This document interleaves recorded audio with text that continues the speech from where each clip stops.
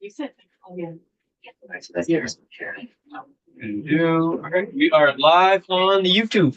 All righty, welcome everybody. It is Wednesday, April 2nd, and this is the House Energy and Digital Infrastructure Committee, and we are going to be meeting today for about an hour, or an hour and 10 minutes with our joint fiscal office, and to talk about how the state of Vermont funds IT. So let's see, we asked JFO to prepare a memo for us and or an issue brief for us, and it's ready, which is really exciting. So like I said, we've got about an hour at the minimum and an hour and 10 probably at most to really dive into this with you guys. So I want to make sure we get it all, but I also want to make sure that we have time for questions and that you guys don't feel like you need to rush. So we'll go around the room and introduce ourselves. I'm Representative Kathleen James from Manchester.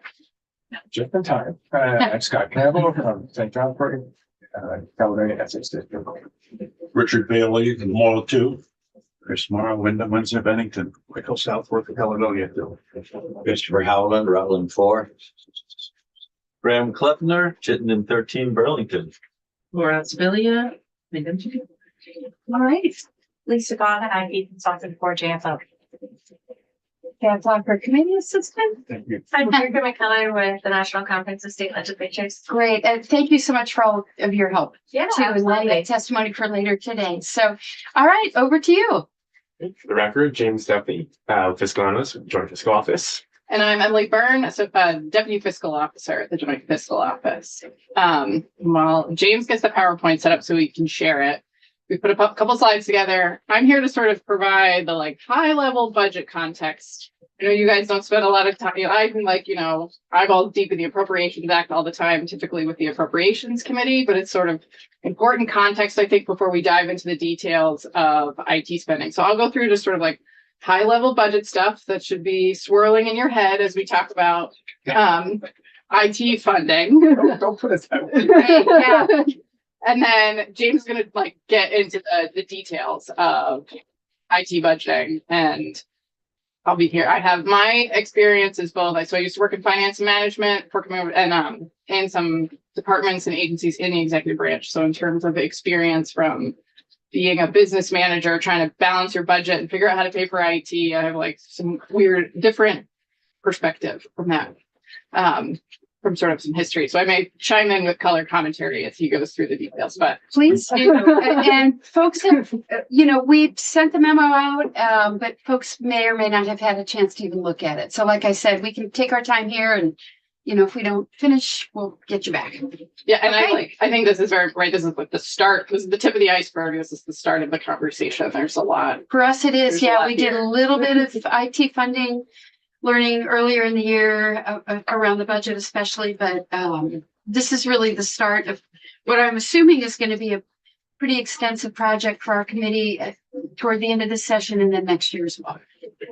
Yeah, so with that in mind, this slide deck is meant as, and the accompanying brief is kind of meant as an overview of how funding for IT works, IT funding 101. And then we'll provide some additional color beyond what's in the brief in the slide deck. And I'm also happy to look into additional details for the committee going forward as you continue to dig in. That's great. Great. So I'll jump off. This is our just sort of, right, we're nonpartisan, unbiased fiscal analysis. We're providing information to you. This is not policy recommendations. It's just our sort of general overview. So real quick, we'll go through budgeting for IT just in the general context of the state budget. And then James will dive into how we budget for state IT and then look a little bit at sort of what other states are up to. So to kick it off, IT budgeting in the context of the state budget, right? It's complicated. That'll be a theme that comes through. It's not rocket science, but it's complicated, right? So you gotta think about it a little bit. So state budget's complicated, right? The House just passed the FY26 budget. Was $9.06 billion of unduplicated funds.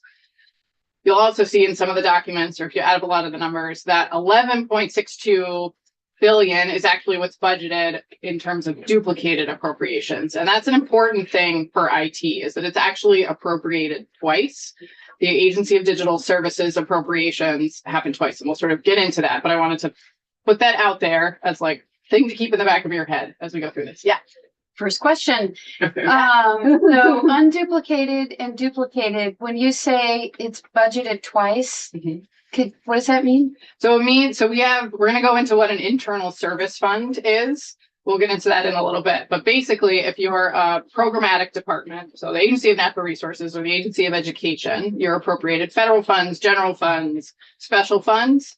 And then the Agency of Digital Service has this thing called an internal service fund, where everybody in state government pays into this pool of funds, and then the Agency of Digital Services uses those funds to pay for, right? You can think about more of like your overhead type entities, right? There's no way that somebody who's providing, without an incredible amount of administrative complications, somebody who's providing services to make sure that the internet works in state buildings, you can assign those costs to an individual cost center. Right. So the way an internal service fund works is that everybody pays in, then you pool all the funds, and then you pay all those people who are providing the sort of general services that can't be specifically cost allocated to a specific entity, if that makes sense. So that's why it's appropriated twice. So you have to appropriate the special funds, the general funds, the whatever funds to the individual programmatic departments who are doing the thing. And then they A&R. A&R. And then ADS has appropriations out of this internal service fund, and A&R gets an appropriation to pay into the internal service fund, and then ADS gets an appropriation to pay out of that internal service fund. And we have a flow chart with graphics to help walk through this. We're going to talk about slide this deck because the double times. appropriations rate always kind of makes eyes go wide. And so we have a flow chart to kind of illustrate that. But yeah, you can think of it as like, if ADS is billing agencies $135 million for IT support services in a fiscal year, if that was all billed to an external party, that would be a direct appropriation to all the various executive branch agencies and departments to contract for IT services outside of government. What happens instead is we have an internal IT service provider, ADS, who receives a $135 million appropriation in this case. But that appropriation makes a pit stop on the way to these other executive branch agencies and departments. So and that's how it's reflected as a duplicate expense in the budget. First, it goes to those agencies and then flows to ADS through their special fund, internal service fund. Yeah, we'll repeat the internal service fund several times because this is in the, like, it's complicated. It's not rocket science, but it's kind of complicated. So there are over 400 funds that support state government. The legislature seems to create more every year. And many of these funds are dedicated to specific purposes, everything from supporting the financial regulation, environmental cleanup, organ donation special fund, after school special fund. There's the general fund, there's the education fund, there's federal funds, right? So there's all these funds in state government, and they vary in size, scope, and purpose. The next thing. So there's the funds is sort of one component of the budget to think about. There's also the expenditure side, right? So state budget's complicated. We have 3 branches of government. Each branch has its own mission, its own purpose. And in the executive branch, there are 8 agencies. There are 24 departments. Some of those departments are within agencies. Some are not. There's boards, commissions, there's offices. There's sort of all of these entities that are consumers of IT within state government. And the amount of IT, the need for IT is different, right? In all of those entities, because they all have different missions and purposes and reasons to exist. So again, things are complicated. So every entity, all of those entities we were just talking about have different funding mixes, right? Some have just special funds. So if you think about the Department of Financial Regulation, they have insurance special fund, the captive special fund, financial supervision. I can't remember. There's 400 of them. I haven't memorized them all yet. Special fund. At DFR, those have specific, and special funds have different rules than the general fund in certain ways. Some departments are all general fund, right? Think about the tax department is only funded by the general fund for the mostly only funded by the general fund. The Department of Corrections, mostly funded by the general fund. There are some entities that have federal funds and special funds, and those have different rules around them. Some are internal service funds. So what we were talking about, the Agency of Digital Services, the Department for Buildings and General Services. So another one, right? Like maintaining all of the state buildings and state leases.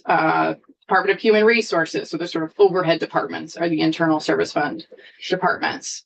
Some are general funds and federal funds, right? So there's all these every department has its own funding mix.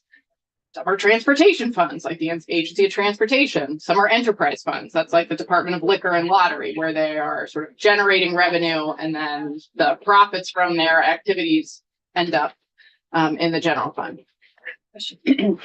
Is a really simple way to think of an internal service fund as, like, you called it a pit stop, as like an account or a fund for state agencies that do work for other state agencies? Mm-hmm. Yes, Sometimes you have to bring me along slowly, but I get it. Okay, so No. So ADS, BGS, they do contract work for other state agencies. And so the internal service fund is the bank account that we use for that type of work.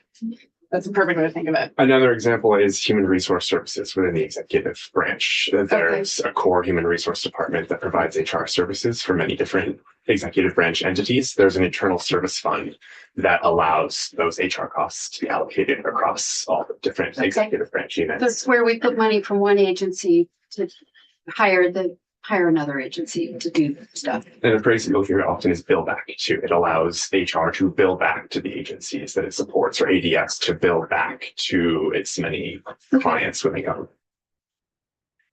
All right. So why does it matter that all these things are funded differently, right? Well, so the state budget is complicated and every entity has this different funding mix, and the characteristics of those funds often will drive decision making. So, right, how is the revenue performing? Is it restricted in any particular way? Sometimes special funds are dedicated for a specific purpose, right? And they are supposed to be, the legislature has set them up to do things like provide after school services for kids, right? How does IT sort of fall into that? You may need IT as the administrative agency to implement that, but then when you make choices around building an IT system using those funds, that means that less is going out to service providers to provide those supports to kids, right? So there's always this balancing act and this prioritization, right? And you have to sort of operate within the rules that the General Assembly has set up around those special funds. And you have to also be thinking about, like, how are those funds performing, right? So every year you're looking at, like, are the revenues growing faster than expenditures? What expenditures are in the fund? Do we have enough money in that fund to meet the sort of intent and purpose of the fund ongoing, and to make investments from that fund? So that's all like what business managers and agencies and departments are sort of thinking about as they're thinking about how they're implementing programmatic things as well as IT projects. One thing that is complicated is sort of the role of federal funds in implementing IT projects, and from multiple different sort of ways. So you think about the sort of if you have federal funds, the federal government really sort of like driving the bus in terms of what you're allowed to do with those funds, right? So they have whatever the congressional rules are. When you accept the grant, you accept the funds from the federal government, you have to do what they ask you to do with it, right? And meet their matching requirements to spend those funds. And that's like, yeah, someone else is sort of helping to drive that decision making. And on occasion, right, the federal government will say, we want you to invest in an IT system to do X, Y, and Z. In which case, then you have a sort of a federal partner who's providing resources to help you make changes or make investments in that IT system. Is that necessarily the highest priority of the state? Maybe not. But to the extent you're getting money from somebody else, it will potentially help drive where the state is putting its resources. Because if you can get $2 for $1 from the federal government, maybe we'll do that instead of something else. So that's sort of underlying a lot of this decision making. Similarly, when we think about departments that are primarily generally funded, the general fund, right? Like, so every year the governor goes through this exercise where departments and agencies have to go look at their budget, prioritize what their needs are. They usually send a budget target, right? That says, grow your budget at 0 or grow your budget at 3%. And having to sort of look at all of the, I don't like to say it's competing, but in a way that it is, right? Like you have all of these cost pressures, and how does IT or your need to, have positions or increasing costs of contracts or needs of providers out in the, if you're a healthcare entity, right? What the costs are needed to provide healthcare to folks, right? Like those all have to get balanced. And within the general fund, right, you're really prioritizing across state government, across all of the needs, programmatic, personnel, technology, sort of all of these things are sort of in a way competing against each other for a limited pool of resources. Just one quick question. Yeah. We usually ask everybody who's in the room to quickly identify themselves. So we had two folks arrive Yes. for the record. Yep. Or not for the record, but say hi. Yeah, hi, Rick Stengel, Office of Legislative Counsel. Great. Peter Diore, Beach Digger. Okay, thanks. Back we go. Great. So the budget is really about priority setting, right? It's a complicated set of priorities adopted by the legislature with input from the executive and judicial branches. And I like to think about it, right? It's a big puzzle, right?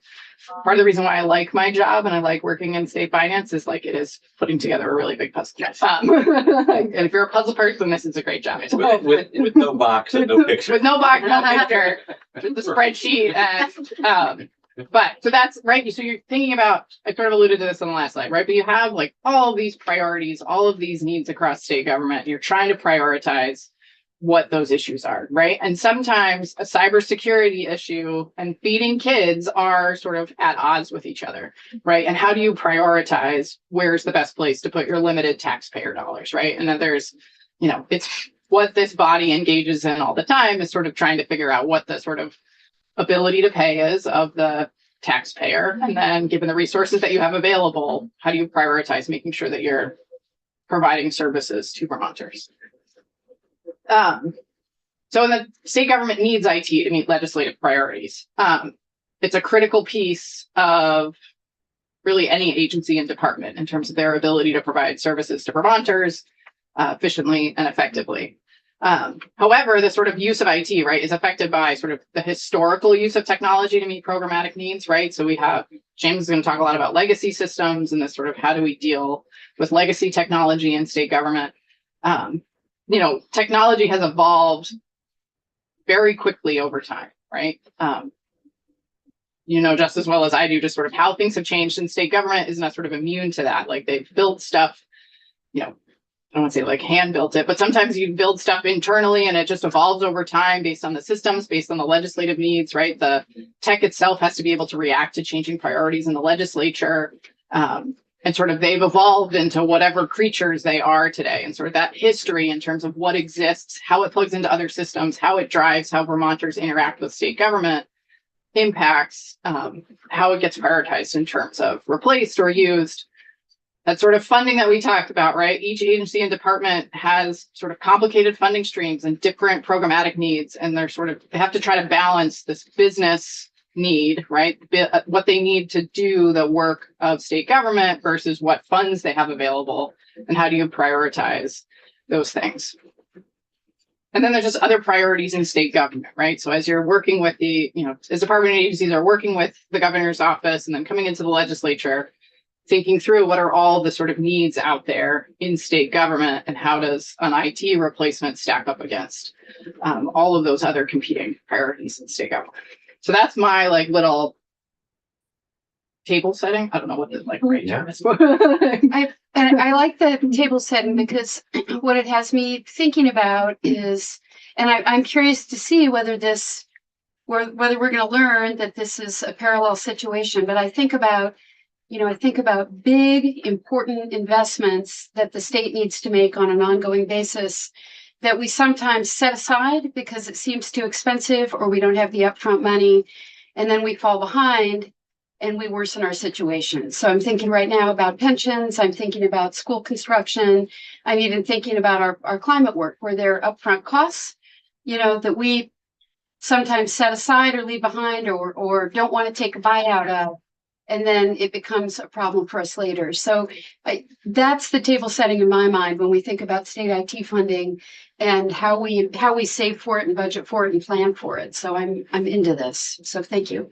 Cool. And I think that's a perfect sort of tee up for what James is going to get into, because I think, right, I try not to compare an IT system to a building, but on some level, right, you build this thing and then oh, there's a building over there. It seems fine. There's a roof. I haven't heard that it's leaking, right? And if you don't maintain it, right, one day the roof will leak. But it's very easy to say we can get another year out of it, right? Until you can't, and then it becomes a crisis. which is challenging. But And I think that metaphor for physical infrastructure is helpful, right? Because so many of these systems are really opaque and abstract. And if you're not an IT professional, they can be hard to wrap your mind around. So the physical infrastructure, like a bridge or a building, is a good picture to have in your mind. But we'll get into this in the next few slides. There are some crucial differences to keep in mind when you're using that analogy too. So for instance, a building or a bridge, literally physically crumbles over time and has to be replaced because of its physical state.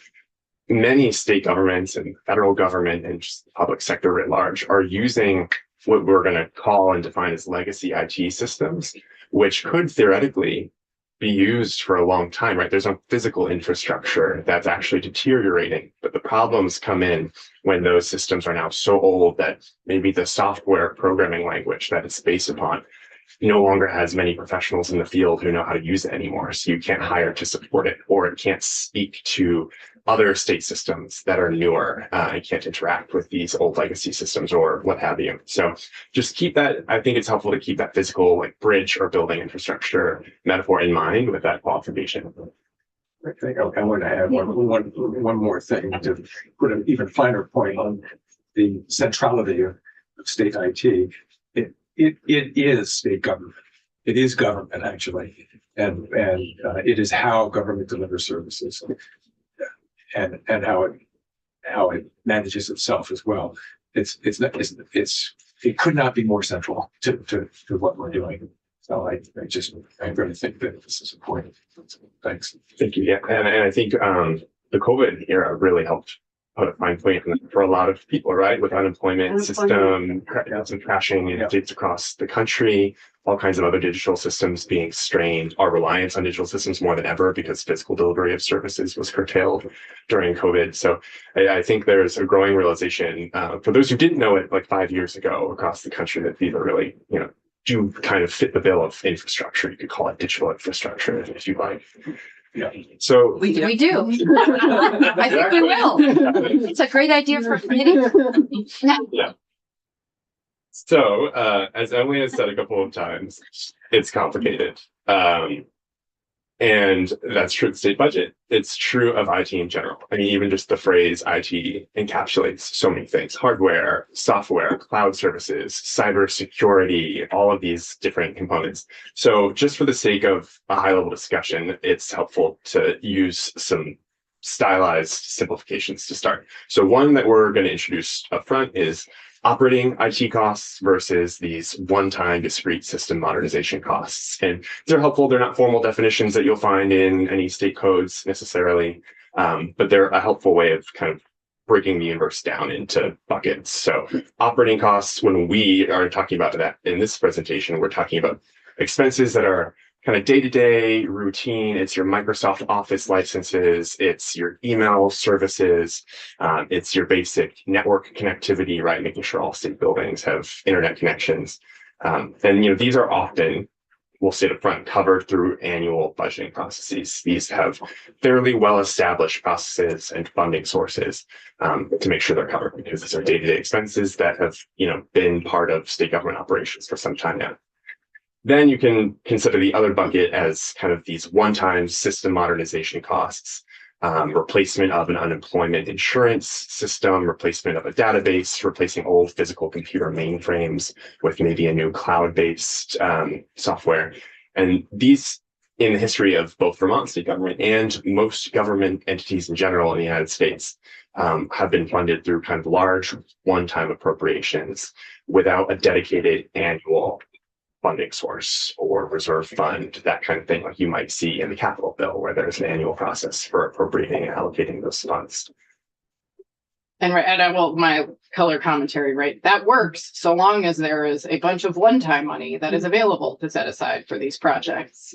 When I started in state government post the 2008 recession, every year the budget was very tight, and there was, the movement was like $8 million here or there, right? There wasn't $30 million to set aside for IT implementation. So that's like ebbs and flows, right, with the cycles of the economy and sort of state finances generally. So that's an important thing to keep in the back of your head. Do you have a sense of, I know we swapped it out and stuff, but do you have a sense of how much of our broader ARPA and COVID era money was used for some of these one-time appropriations?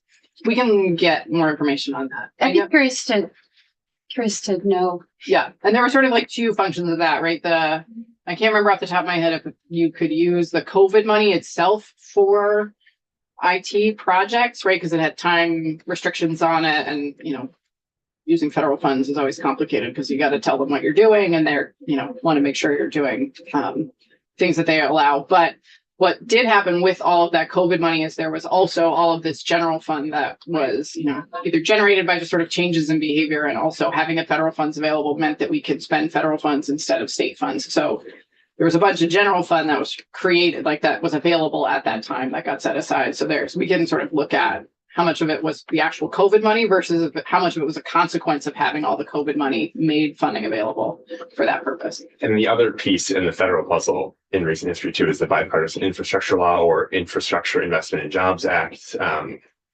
Here referred to as both, but that was not necessarily COVID money, but another one-time infusion of federal funds that I think had some line items in it for state digital modernization projects, which will be part of that kind of overall picture that we can provide for the committee. So it's complicated. IT funding and budgeting practices differ across a lot of different axes in state government. One of them is the three branches, and then of course within them the agencies and departments. If you can think back to a slide that Emily had earlier that showed this kind of org chart of state government, and remember how big the footprint was for the executive branch.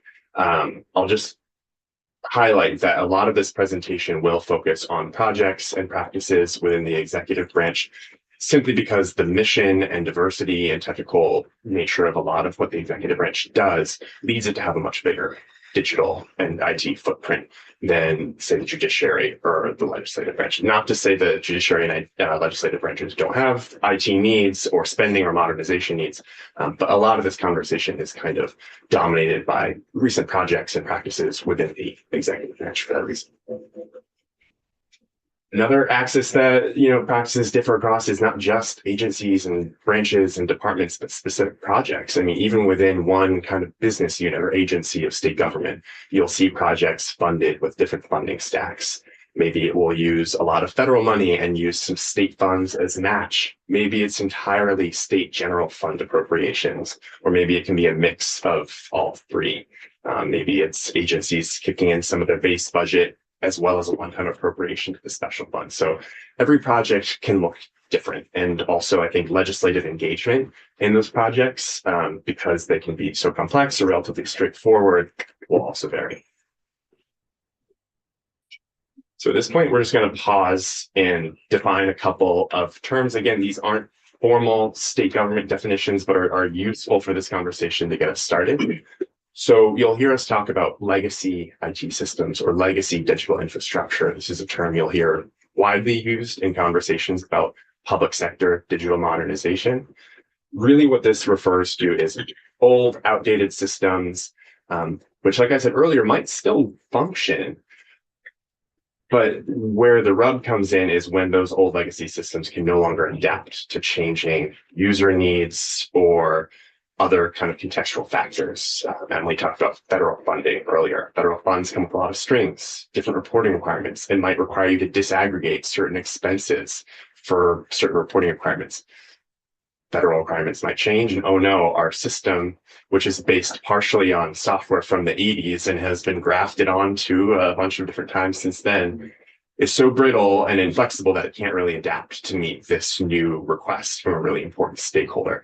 And so I think there's an element of legacy that isn't just this term legacy that isn't defined by age, how old something is, but how adaptable and how useful it will continue to be given changing needs. And I think that sometimes the General Assembly will occasionally run into that with wanting to change eligibility or something in the Agency of Human Services. And like their eligibility system is one of these 1980s older systems that, the ability to modify the system to change eligibility, that the, policy goals of the legislature, sometimes the tech makes that difficult to accomplish, right? And sometimes actually drives the timeline of an implementation of a new policy because it's going to take XYZ amount of time to recode the system or to update the system to make a policy change, right? And so that you have this sort of tension occasionally within the executive branch and the goal of the General Assembly. In a perfect world, technology is a tool to enact policy. Most of the time, you don't want your tool or your technology driving what policy decisions you can make. But I think that's also a defining feature of this term legacy is the constriction of a technology constrict the options available to policymakers because of this limited adaptability, which is often less than ideal. So when you hear us use the word modernization in this presentation, we're typically referring to replacement or retirement of these old legacy systems. You'll hear other folks in the IT space talk about modernization. ADS, Agency of Digital Services, is doing a lot of modernization work. Outside of this presentation, modernization can mean a lot of other things. It can mean migration of services to the cloud, for example, or even just consolidation of IT contracts and IT service provision within one entity in state government. That's been a nationwide project and best practice that it has been reflected here in Vermont as a modernizing reform. But in this conversation, we really mostly mean and are talking about projects to modernize these old legacy systems. But it can mean a couple different things in other contexts. And then again, we talked about this already, but in terms of breaking the universe of IT spending into two kind of comprehensible buckets, we'll talk about operating costs. We really mean those routine day-to-day expenses, basic internet connectivity, cybersecurity requirements, Microsoft licenses and the like, as a way of kind of separating those daily operation costs from these bigger one-time modernization projects that I think the committee is interested in exploring kind of the funding mechanisms behind. So those are some of our shorthands just to define those in front. So as I said earlier, IT operating costs in Vermont are generally folded into annual budgeting cycles fairly well and have established recurring funding sources. There are some wrinkles, which we'll talk about a bit more later on. And then these modernization costs are where you see kind of one-time appropriations from various sources without a recurring annual funding source. So we'll start by reviewing operating. So in the legislative branch, you have the Legislative IT Office, which is an outfit that provides legislative IT services and planning for legislatures, the legislature, legislative staff. You have the Office of the State Court Administrator and Judicial Branch that handles a lot of the IT service provision and planning for the judiciary. And then within the executive branch, there's shared service provision and planning between the Agency of Digital Services, which is our consolidated entity for that kind of service in state government. And then there's a lot of responsibility and spending and operational decisions that also happen within the individual departments and agencies. So you can think of ADS as like the centralized kind of service provider, curator of services, specialists, but there is a lot of work still happening within the individual agencies, even under this new consolidated model that we moved to when ADS was created. And one thing I'll point out too is Agency of Digital Services does provide a small number of IT services to the legislative branch. My understanding is it's limited to kind of basic connectivity services, that kind of thing. So there is a small amount of shared budgeting that happens between Agency of Digital Services and Legislative IT Office. These are just to indicate, again, that the biggest footprint for IT spending and digital infrastructure really is in the executive branch. Just additional details on what I reviewed. Legislative Management Council is responsible for approving the legislative IT budget. Executive branch budget is kind of determined collaboratively between the agencies, Department of Finance and Management, and ADS at the beginning of the year. All three of those kind of entities have a role in producing the budgets for the internal service fund that Emily and I have talked a little bit about. And then some costs are also paid for directly by the agencies and departments. Most executive branch IT funding does flow through this internal service fund that funds ADS's work. But there is still funding for IT that's embedded within the agencies and departments. And I mentioned that just to provide some background for the committee that there are certain questions that you think might have a very easy to find answer, right? Like how much do we spend on information technology in a given fiscal year? And the answer is we have a good idea about what flows through the internal service fund that funds ADS. But it gets complicated when you have to start also looking at the various IT costs that are still being incurred in a more fragmented way across the individual departments and agencies. And those can be kind of nested within various contracts, staff hours. You might have a staff person that does a certain part of their role being IT. So it can get complicated as you begin to look really at the disaggregated level of the agencies about how much work and IT expenditure is happening among those versus centralized through ADS. And I'll just note that the judicial branch IT costs are largely covered by a judiciary specific special fund. It's called the Court Technology Fund, as well as appropriations to the judiciary from the general fund. So this is the part of the presentation where we dig in on internal service funds. And the fact that we're talking about it now the second time is intentional because I think it takes it bears a couple of conversations to kind of wrap minds around it. But the internal service fund name that supports ADS is the Communications and Information Technology Fund. That's the CIT fund. The committee may have heard about this already through earlier testimony from ADS earlier in the session. I'll just highlight as well, there's an image behind me of a really wonderful report put out by the Agency of Administration called Demystifying Internal Service Funds. It talks about the CIT fund as well as a variety of others across state government and provides background on how these work. So that can be some additional homework for folks who are looking to learn more about how internal service funds work. Or if you're having trouble sleeping, but just kidding. I think another way of explaining internal service funds is that these fund and allocate expenses that can't easily be attributed to a specific entity, or maybe expenses that are incurred on behalf of all state government. So it costs a certain amount of money to remove snow from all state properties after a snowstorm. You could try to disaggregate that across all the different agencies and departments, square footage of sidewalks and parking lots, and how much salt each building and agency uses. But it's not practical in a lot of situations. And so what internal service funds can help state governments do is just say, you know what, we're going to more or less charge everybody equally based on some kind of shared metric they're going to pay into this fund. And we're going to use that fund to cover these shared costs across different units of government. You talk about how federal funds are played into this? Not yet. Oh, not yet. Okay. All right, and this is operating costs. Yep, Yeah. We're on operating costs here. Okay. Yep. Cameron, do you talk about it? Okay. Go ahead.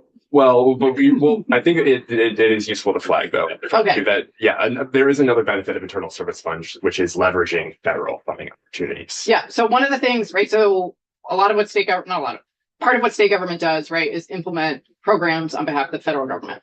The federal government recognizes things like you're going to have to hire people, and those people need an HR department, and they need buildings, and they need a payroll system, and there's like stuff associated with having people in state government, right? And the federal government recognizes that by asking state government to do things that state government is going to incur costs associated with that, and the federal government will pay its fair share of that.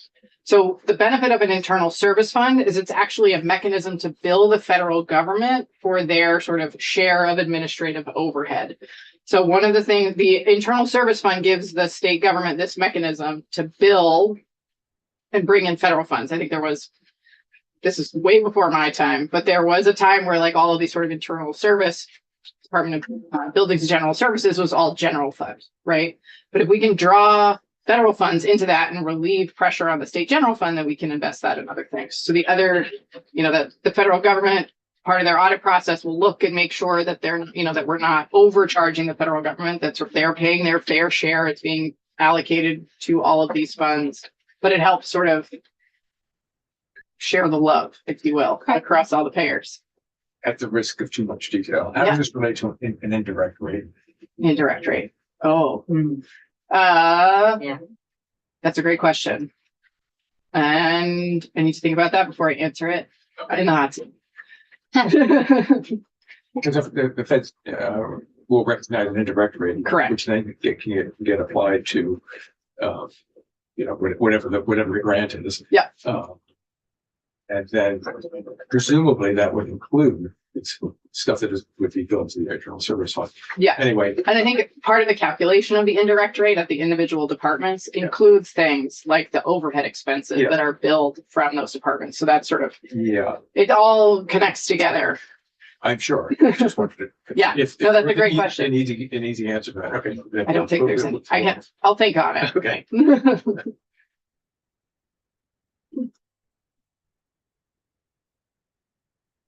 So here's the promised flow chart. And I will note there is work that happens to the side of the General Assembly icon pre this flow chart, but we'll start with this and then we'll provide some additional detail. So in the Communications and Information Technology Fund, internal service funds broadly will follow this structure. The General Assembly budget writers will make a direct appropriation to an agency of natural resources, agency of administration, through the general fund. They'll create a base budget for that agency. That money goes to those departments. The Agency of Digital Services provides, almost like, and you can think of them as an internal contractor, provides IT services to those departments and agencies. And it then bills them. I think, I don't want to misspeak, but I've heard the phrase, literally billing. I think there's a bill that's sent between the Agency of Natural Resources from ADS. So nice invoice. ANR receives a bill from ADS, and Agency of Natural Resources will pay that bill. When they pay that bill, it goes into the CIT fund, Communications Information Technology Fund. That's our internal service fund. Then ADS draws money from the CIT fund to recover its costs. And the vast majority of executive branch IT spending follows this model. Well, I should say state level IT dollars tend to follow this model of kind of following that path through the internal service fund, CIT fund. Again, at the risk of too much detail, ADS is going to bill at cost to the CIT fund.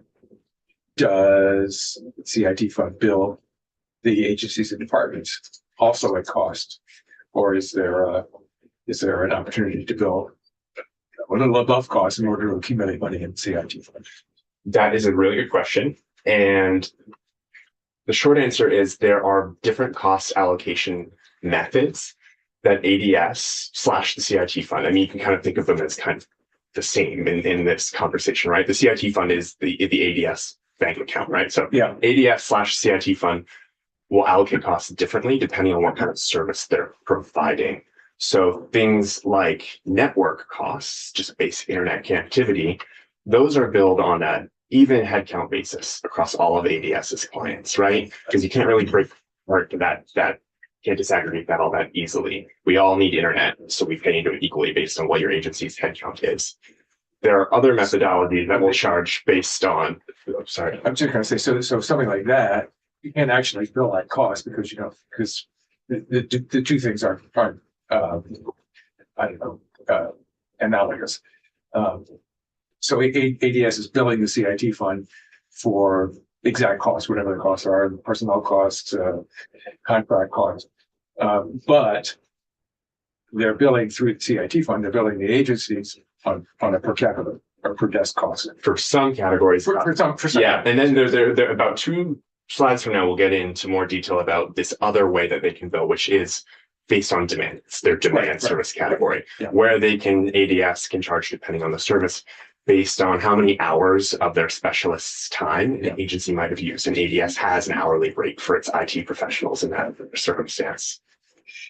But in terms of budgeting and planning, it's really all just money flowing around. I mean, if you were going to try to have ADS charge a little bit extra to accumulate savings in the CIT fund, you would have had to have appropriated that money to the agency to pay that bill.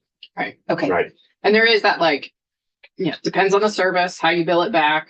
There are, there's this tension between making it predictable for the budgeting process and also ensuring that the CIT fund is recovering the cost that it's incurring, right? So there's a lot of people who spend time figuring that out, right? To make sure that it works, because you don't want to, the Budget Adjustment Act both versions of it so far have had this adjustment, right, to the service level agreements for agencies and departments, right? Because the anticipated spend was different than what the actual spend was, and that had to get trued up. So much so that it had to get trued up in the Budget Adjustment Act, right? Sometimes if you're a department, you can kind of figure it out within what you've got and what's happening on the ground. But that, is a sort of constant tension in terms of like, what's the best way to recover costs, to create predictability in a budgeting process that starts, 21 months prior to the actual execute, like till you finish that budget itself, right? So that's always going on in the internal service funds and in this process. One other note on this, and this is kind of the pre-work that I mentioned earlier. So before the General Assembly appropriates funds to the agencies as part of the annual budgeting process, and you can read about this more in that demystifying internal service funds document. In the fall, there is a process in which Department of Finance and Management, the various departments and agencies, and ADS all get together and work to estimate what the various agencies and departments' IT costs will be for that year.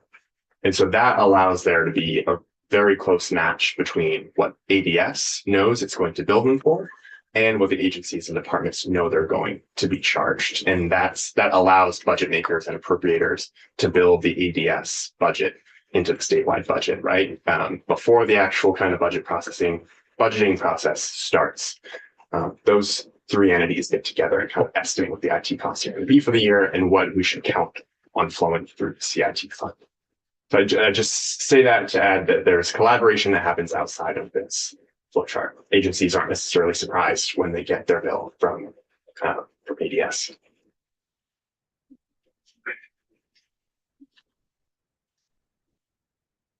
Alluded to this before. There are multiple ways within the CIT fund that ADS can charge agencies for its services. This is kind of an IT jargoning term, but core enterprise solutions is the phrase for those shared per capita costs that are really foundational to state IT. Demand is a second broad category that's based on how much your agency or department demands of ADS within a given planning period.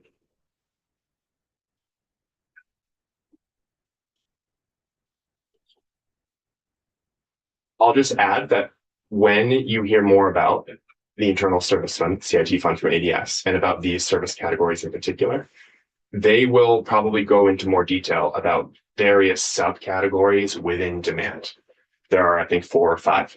We're going to stay away from those today, just for the sake of kind of curating the information that we present, but can go into more detail if folks would like. But just know that there are various ways of measuring how much of an IT service an agency or department demands of ADS, and that influences the way in which ADS will bill them.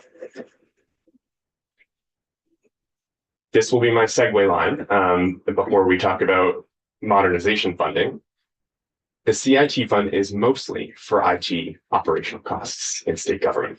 However, it can and has been used for what we're calling IT modernization projects, large-scale modernization projects. When the CIT fund is used to fund those big modernization projects, it will be through this demand service category. It will be probably through like a bespoke contract that's or some kind of understanding worked out between ADS and an agency in which ADS will provide some support for a large-scale IT modernization. And presumably, if there's one of those coming up, it requires an additional allocation. And it's maybe a $30 million project that's going to be over 5 years. So you've got to sort of figure that out in the allocation of the budget. That's right. It would still be a one-time appropriation, or maybe a planned multi-year appropriation, but it would be an additional appropriation to the CIT fund for that purpose, for that specific purpose. That's right. Right. And you would also see, I'll use an example from when I was at the Agency of Natural Resources. They replaced the parks reservation system. So you would see an increase in spending authority via the appropriation from the parks special fund, and then an increase in the spending authority from the CIT fund, right? Because the Department of Forest and Parks and Recreation is going to pay the Agency of Digital Services to help them implement that project. Sort of how you would see that in the budget. Thank you. The good news is we're done with operational costs. And the other piece of good news is the IT modernization funding piece is a bit more straightforward, in large part because the practice is essentially one-time appropriations as funds are available for these IT modernization initiatives. This Battery's dying. Oh no. Yeah, I'm sorry, Chair. I just got an alert that my battery was low, despite the fact that I'm plugged in here. Okay. Do you mind if I try that? Thank you. Maybe a legacy outlet. A good one. Yeah,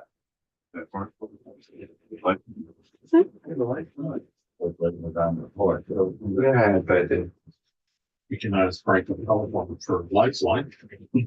I think we're good for probably long enough for Emily to pull up the presentation. Okay. Top here. Apologies. So I'll keep going.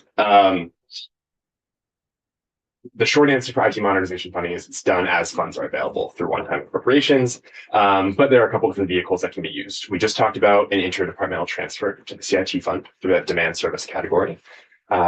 These can also be direct agency appropriations, or appropriations can be made to special funds. And we're going to talk a little bit more about IT modernization special funds for the rest of this part of the slide deck. So the really principal big ticket special fund for technology modernization projects is the Technology Modernization Special Fund. This was created in 2022, fairly recently, specifically for the purpose of financing state investments in IT upgrades. It's administered by ADS. Expenditures have to be authorized by the General Assembly for a specific project when funds are used from the Tech Mod Fund. And like basically every other kind of special fund that funds this work, it's really subject to the availability of funds for these one-time appropriations. And this fund has supported some of the biggest, I think, highest profile IT modernization projects that folks may have heard of recently. A $30 million appropriation for the unemployment system modernization project, D&D modernization at $20.25 million.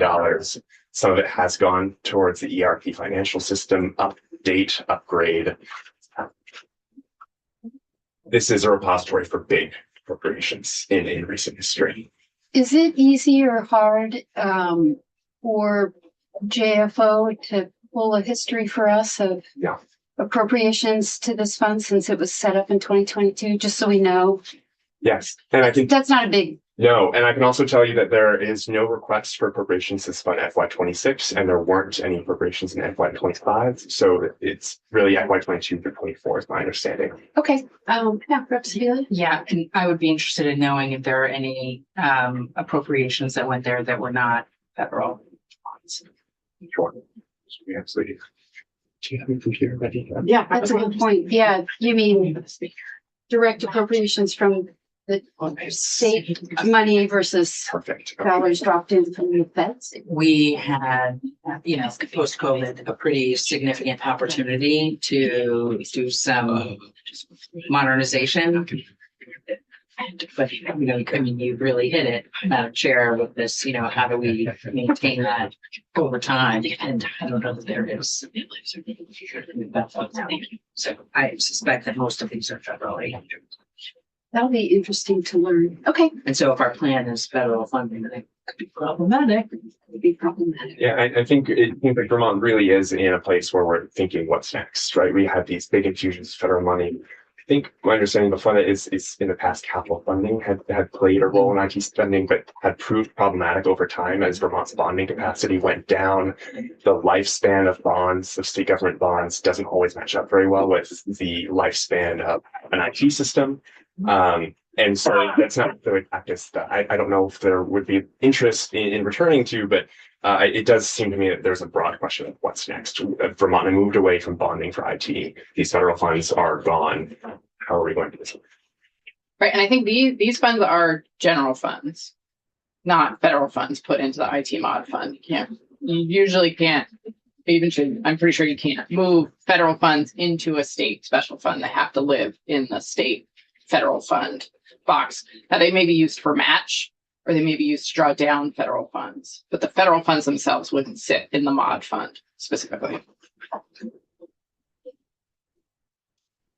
But, so just to be clear, they could be the cause, federal funds could be the cause of funds ending up. Yeah, Yes, I think in this case, right, was we had all this extra federal funds. It meant that we were able to shift costs around, effectively create available general funds, and those general funds were moved into the mod fund. Because we were using federal funds to do things we would normally use general funds for. So those general funds were put in the mod fund for this purpose. If that makes sense.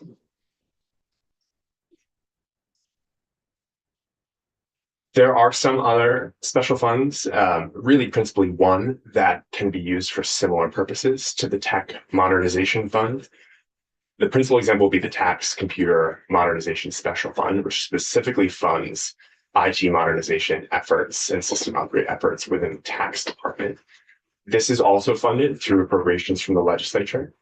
And my understanding is it also has the capacity to use revenue generated by the tax department through various fees that are available to them to generate revenue for that fund. That's somewhat unusual. I think most departments and agencies don't have a funding mechanism that is either large enough or flexible enough to fund IT modernization projects at scale efficiently the way the tax department does. I'm not aware of any examples of special funds that operate as like a self-funding mechanism on the same scale that tax department does, that the Tax Computer Modernization Special Fund does for tax department.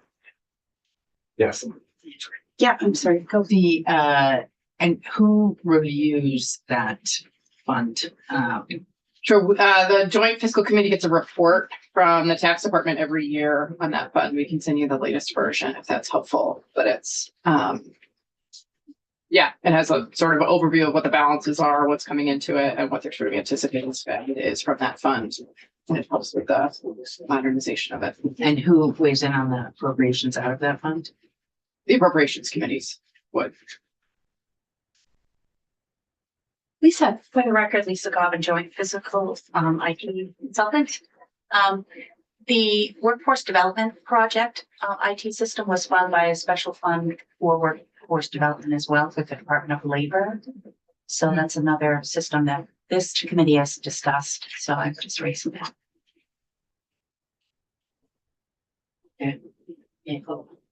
Yeah. Do we know what flavor the funding is for that? Is that also federal? I think it's money raised through that program there, but I don't know any more than that. We can look into it. And I'm raising that because of the state of that system. The state of that system they testified that it was at risk.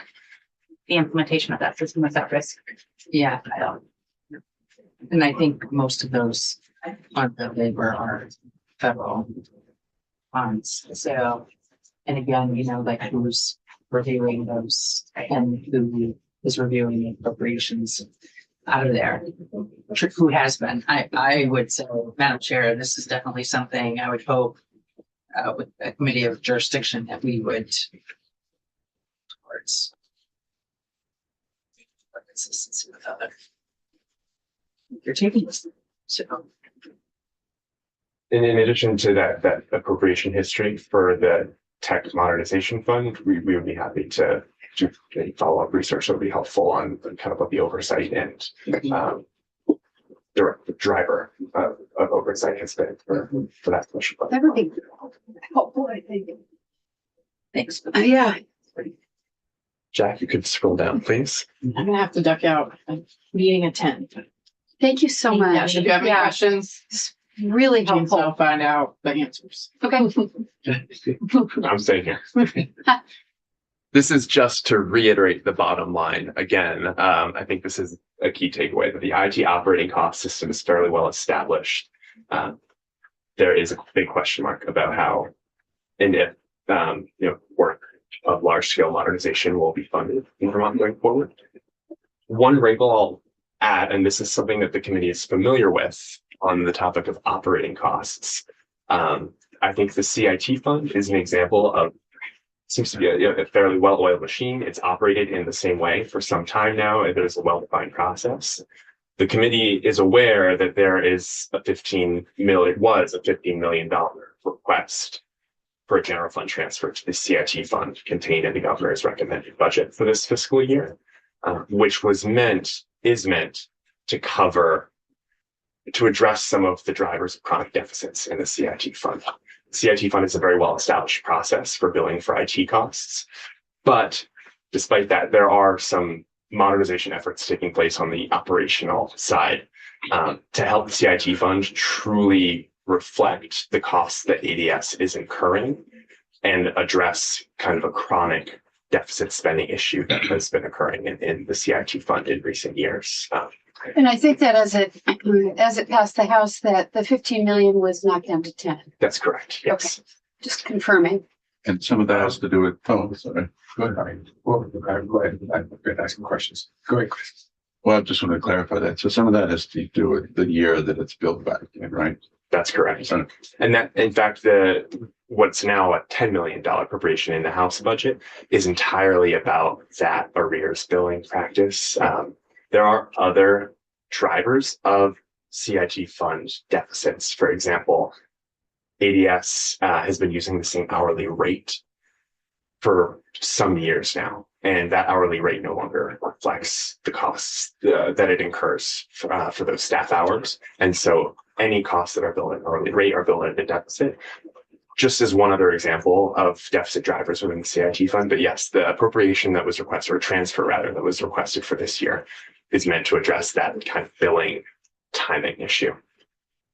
Yeah, and that was what I wanted to ask about, clarification on that, because you said earlier, I think, that the deficit that shows up in the budget adjustment was a result of, or it has been a result of underestimating the costs 20 months in advance or something of IT services from ADS for the various agencies.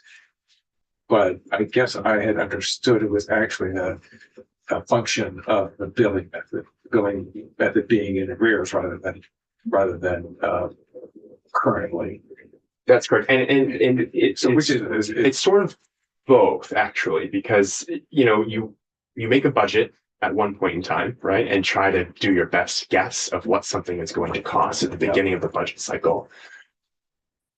Under this billing and arrears payment method that ADS uses for some costs, sometimes the cost estimate of a service ends up having been an underestimate, right? And the true cost that was incurred for an IT service, a contract over that year, ends up being larger than what was budgeted for at the beginning of that budget cycle. And yet you still have to pay for it in arrears using the funds that are available to you now, which is why ADS has to request additional funds through the BAA process. At the beginning of the year, they estimate what something will cost. Oftentimes it turns out to have been higher by the time they actually pay for that expense. And so they need to request additional funds in those circumstances. But actually it was the agencies and departments that requested the additional money. It wasn't ADS. ADS didn't actually there was an error in the final budget, I think, that resulted in an extra one. But that's detail. I guess it's more what I'm still not understanding is it a matter of budgeting or is it a matter of the billing method?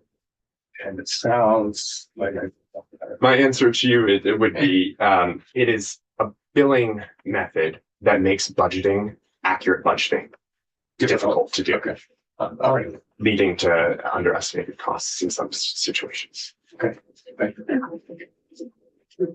Were you? No, I wasn't. Oh, okay. Sorry. So that's more on the operating costs. Yes. Right. On the modernization costs, I'm trying to kind of, and it'll be great as we continue to learn about this. Obviously, we'll invite ADS and I'm sure multiple times to fill us in. What I'm trying to kind of find my way through is this, interplay between the executive branch and the legislative branch in terms of trying to establish a stable, predictable, bomb-proof you know, which is, I know, not possible, way to plan and save. Because, you know, the executive branch working through ADS and across all the agencies could have a great plan for how we could do this every year. And it's presented to us, and then it's actually the legislature that's all they do. They present to us, and then it's actually the legislature who then engages in its very, you know, Byzantine process of taking testimony and weighing all the requests. And we actually build the budget and pass the budget. And so it's subject to that unreliable process every year. And so I'll be curious to hear from ADS and to hear from everybody who wants to discuss this with our committee about how close we are to getting to a point where we are predictably and reliably saving for these costs, what it would take to get there. Maybe we're already there. It doesn't feel to me like we're there. So that the legislature doesn't have to fight every year for big, unexpected, one-time appropriations that get set aside, whittled down, punted as too expensive. I'm not sure there was a question in there. I'm just, and I apologize for that. I'm not pontificating. I'm just trying to figure this part of it out. Yeah. The state, before ADS was formed, used to publish a 5-year plan for IT projects. And departments were told if your project wasn't on that list, don't anticipate help getting funded, because they didn't want surprises. And we know the budget is a reflection of the priorities of state government. I mentioned this report to ADS recently, and they said they still have get this information over 5 years so they can prioritize. So they have the information that they need year to year. I know of at least one project that's probably coming up next year that receives the federal funds that has a significant state share. And by that, I mean, you know, 37 million over time. So the state has the information that they need for long-term prioritization. The question is, do you, and what would that mean? Because really what you're trying to do is consider long-term costs when you don't have the information about long-term costs. Well, and to try to advocate for and protect these investments is, because that is our job. Right? Nobody can do that for us. We have to be the ones who are, you know, understand the importance of that money, who are fighting for that money, who keep it in the budget, who Or anticipate and advocate. yeah, Rep Sibylla. So it sounds like something we could request. As long as they are collecting it, yes. What is your 5-year plan? That's what I would, Progress. Yeah, I would, that would be a question to ask that would ADS. be good for us to understand, Madam Chair, if we had time this year or We'll have time. next year. And Madam Chair, I think in looking into this, there's kind of 3 questions related to what you just articulated that have come up. It's who has visibility into what? IT is so fragmented across the state landscape with all these different business units. There's a question sometimes of who sees what critical applications and knows what's going down the pipe. Who's talking to who, right? Is the information that the agencies have making it to ADS, and is that information then also being communicated with the legislature and the budgeters regularly and this committee regularly? And then finally, you know, how centralized is that information, right? Is there a catalog or a list or some kind of repository of the critical applications that folks in ADS or the agencies are thinking about that know will probably need replacement or are beginning to cause issues? You know, it says who can see what, who's talking to who, and what's our catalog? Yeah, and that becomes even more important in the context of the legislature, which turns over every 2 years. And, you know, off we go with new folks and new, you know, so interesting. I think agency digital services could provide a lot of color there. I'm sure they will. Yeah, I'm sure they will. We thought we'd start with this. And Jack, you can scroll down, please. A quick time check, Madam Chair. We have just a couple more slides to briefly talk about kind of practices. And other states. So one more axis on which all of this kind of varies and changes is jurisdiction, right? So I'll just preface this slide by saying the problems we're talking about in this room are not endemic to Vermont. These are problems being faced by federal agencies and state and territorial governments, and nationwide public sector digital infrastructure is struggling with legacy system upgrades and funding this work kind of across the board. So Vermont isn't unique in this. Some of the shared problems and issues and reforms that folks are thinking through is this idea of a centralized versus a decentralized IT organization in state. We have a centralized organization in Vermont. That's not the case in all states. States that do have a dedicated IT organization have various means of funding that work. I think this is more on the operational side, but chargeback, general funds, federal sources, something like 90+% of state IT agencies use some form of a chargeback method, an internal service fund approach for funding their routine IT service provision. So we're kind of, in good company there. And that information comes from actually NASIO, the National Association of State Chief Information Officers, who you'll be hearing from later today. They have a great survey of state IT leaders that they put out every year. IT modernization sources is something that in JFO's research into this, I haven't found a clear leader or somebody who's found the silver bullet or the perfect solution to this problem. State budgets are finite and limited, and these projects are very expensive. One practice that I came across, it's not currently done in Vermont, is using some form of a capital budgeting process, capital spending on IT. You'll see many states will have IT projects that are projected to come in above a certain cost threshold, can be funded through capital, through their capital budgeting process. It might be 50 million, 100 million. There's often a cost threshold beyond which states will use their capital budgets to fund this modernization work. And then there's also, and I think NASIO would be a great witness to hear more about from this, states are experimenting with different governance options and policy options for overseeing this modernization work. So when you're doing big legacy IT system upgrades, what actors in state government are you bringing to the table? What kind of process are you setting up or framework are you setting up for those folks to coordinate?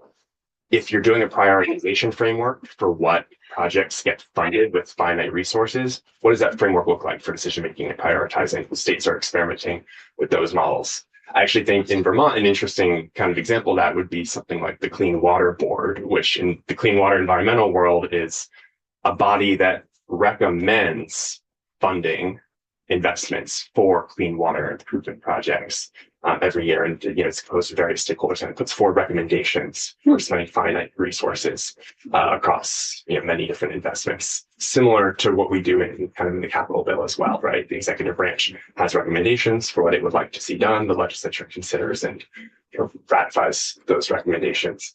So those might be areas the committee is interested in hearing more about.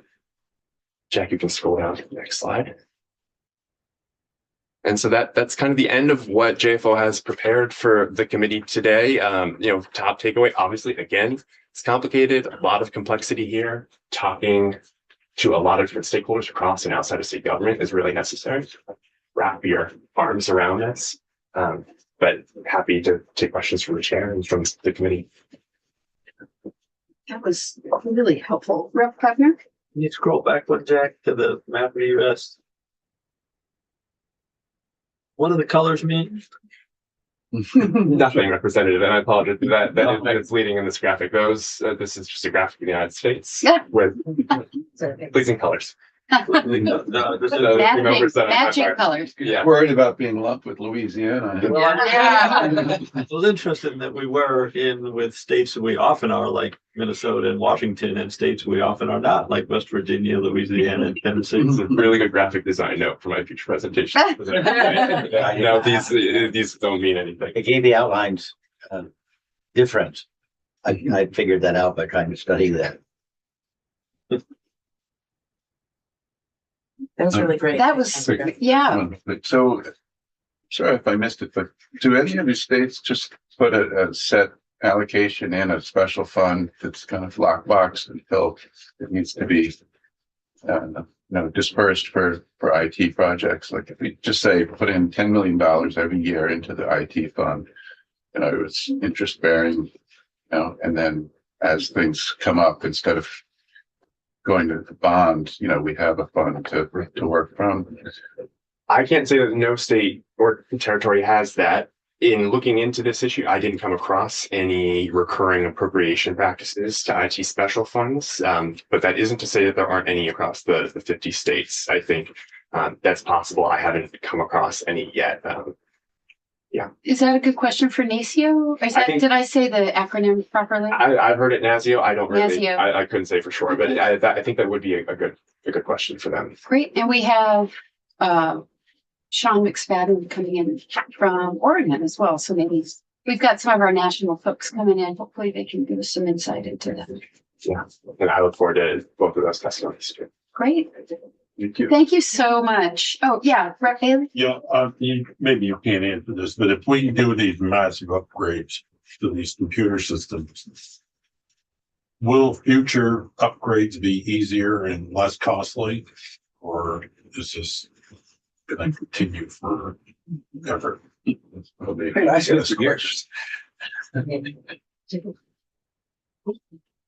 I would say the whole purpose of the state going to the cloud environment is to eliminate the needs for these massive disruptive changes, but you still can't control whether a product is dropped by a specific company, which would require you to do a new system. I think one benefit of something that ADX talks a lot about from a cost perspective is as we move away from literal physical computer systems, mainframes that house these IT systems for the state, and move towards subscription-based cloud models, the risk of getting one possible benefit, this isn't always the case, but one possible cost-reducing benefit is you don't get locked into one specific provider the way you often can with really limited physical infrastructure. So maybe you have a computer mainframe that only one company knows how to service or repair. And in those situations, you will often see vendors' prices go up when they're the only entity that can really service that product for the state. As you move to these kind of digitally based, cloud-based enterprise solutions, ADS can give you a better sense of what they actually mean. But these subscription-based services, I think the risk of that vendor lock-in is one of the big benefits and one of the main cost controls that folks are hoping will. All right. Thank you. We need to start it off. Peter, are you able to give us a 5-minute break? Or you? Okay. All righty.